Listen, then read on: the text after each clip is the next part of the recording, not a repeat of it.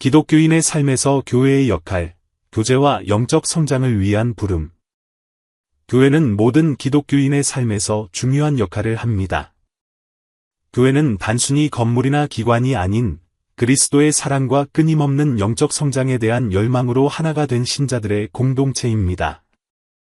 이번 영상에서는 하나님의 말씀에 따라 교회가 기독교 신앙의 발전과 강화에 얼마나 중요한지 탐구할 것입니다. 또한 교회 공동체에 적극적으로 참여하고 상호 성장과 하나님의 계명을 지키기 위해 힘쓰는 것의 중요성에 대해 이야기할 것입니다. 그리스도의 몸으로서의 교회. 성경은 교회가 그리스도의 몸이며 각 기독교인이 그 몸의 지체라고 가르칩니다. 고린도전서 12장 27절에서 너희는 그리스도의 몸이요 지체의 각 부분이라 고 말씀하고 있습니다.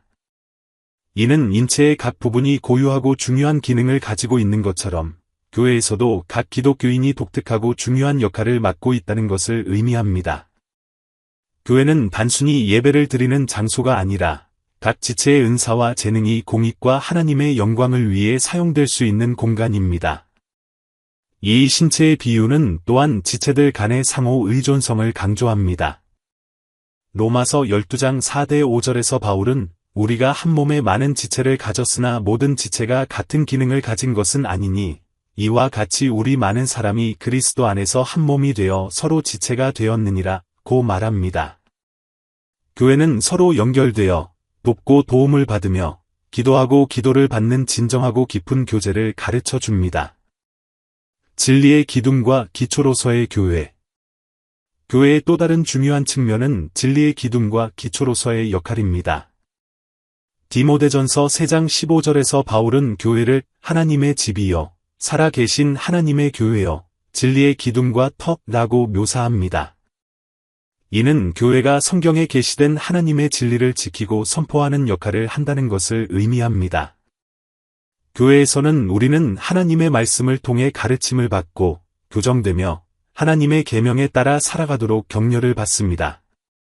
에베소서 4장 11대 13절에서 바울은 하나님이 교회의 사도, 선지자, 복음 전도자, 목사, 교사를 주신 이유는 성도를 온전하게 하며 봉사의 일을 하게 하며 그리스도의 몸을 세우려 하심이라 설명합니다.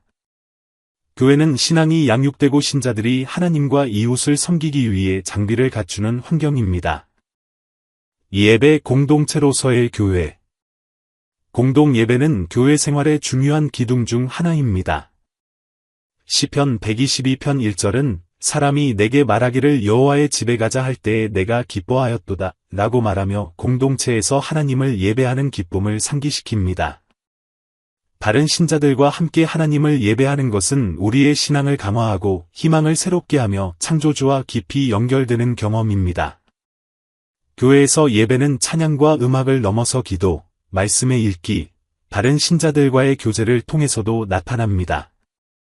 히브리서 10장 24대 25절에서는 서로 돌아보아 사랑과 선행을 격려하며 모이기를 패하는 어떤 사람들의 습관과 같이 하지 말고 오직 권하여 그날이 가까움을 볼수록 더욱 그리하자라고 권면합니다.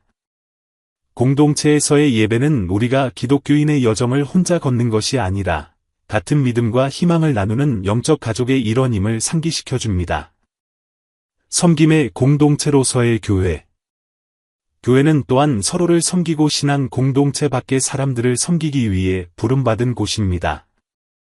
마태복음 25장 35대 36절에서 예수님은 내가 줄일 때에 너희가 먹을 것을 주었고 목마를 때에 마시게 하였고 나그네 되었을 때에 영접하였고 헐벗었을 때에 옷을 입혔고 병들었을 때에 돌보았고 옥에 갇혔을 때에 와서 보았느니라 고 섬김의 중요성을 가르치십니다.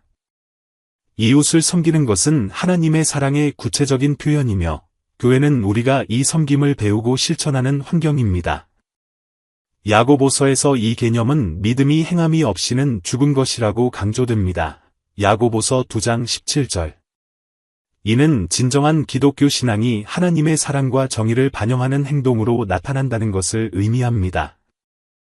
교회는 신앙 공동체로서 사랑을 실천할 기회를 제공하며 이는 자선 활동, 전도, 또는 다른 형태의 공동체 봉사를 통해 이루어질 수 있습니다.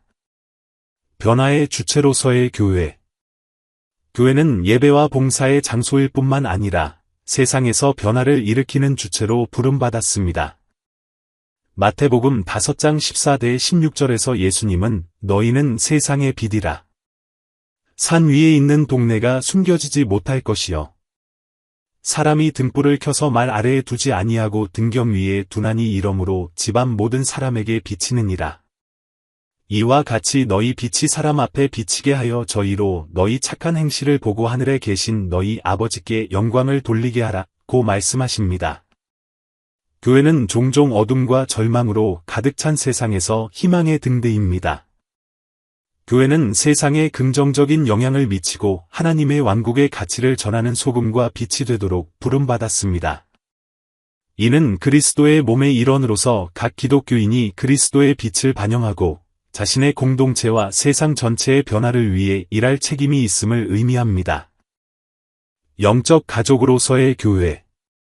마지막으로 교회는 우리가 지원, 격려, 사랑을 찾는 영적 가족입니다. 에베소서 2장 19절에서 바울은 그러므로 이제부터 너희는 외인도 아니요 손도 아니요 오직 성도들과 동일한 시민이요 하나님의 권속이라고 상기시킵니다. 교회에서 우리는 하나님의 아버지로서의 사랑과 다른 신자들과의 형제를 경험합니다.